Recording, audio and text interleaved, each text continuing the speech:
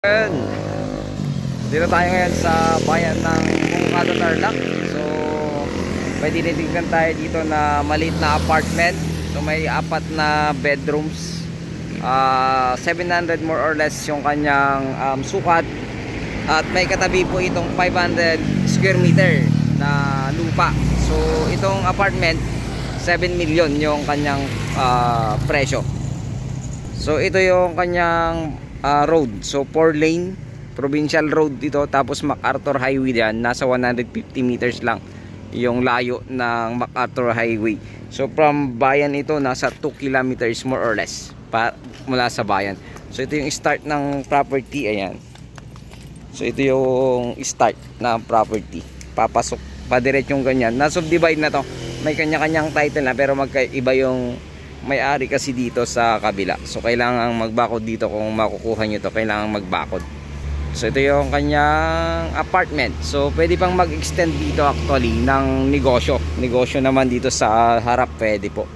So yung kung makukuha naman yung 500 square meter doon sa loob na may halagang 1.5, maganda kasi luluwang yon. Pwede mong itanggalin yan, tas luluwang. Yun na yung bakod mo doon sa kabila. Ipapasilip ko mamaya. So 4 na room itong kanilang apartment. So apartment ito, pinapaupahan. So ito yung kanyang boundary ito. So syempre masusukat naman kung susukatin, kunyari i-relocate yung 700 square meter kasi pahaba siya pahaba siya. Ayan, pahaba. Pero ang maganda, may for sale po dyan na 500 square meter, katabing-katabi po ng property na ito. So yan, i-vlog ko rin yan, i-vlog ko rin hanggang dito yung property. So may mga old na mangga, pwede mo lang ipatanggal to may mga tanim langka, ganun din sa kabila, may langka din siya. So ayun, umuulan na. So yan, yung apartment, kitang-kita naman along Provincial Highway going to Kamiling, tsaka mga taram yun, mga yun. So going to Zambales, yung part na yun.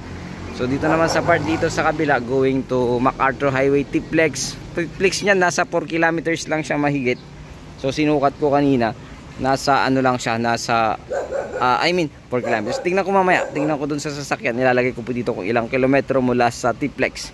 So yung sinukat ko pala kanina yun ay mula sa Anaw po yun. So dito yung boundary niya. So pag ganun po siya dito sa part na to, yung kotse na yan, pag ganun po siya, tapos padiretso po siyang ganun. So ulitin ko, 700 square meter more or less, meron siyang existing na building na apartment, pinapaupahan po nila. So 4 na bedrooms. Ito kasi pwedeng idugtong na dire-diretsong apartment kasi nakaabang po yung mga bakal ng building. Pero kung gusto mo itong gawing bahay lang, kasi napakaluwang po dyan sa kabila, 1.5 million yung presyo niyan nasa kabila, 500 square meter, yung magandang isabay.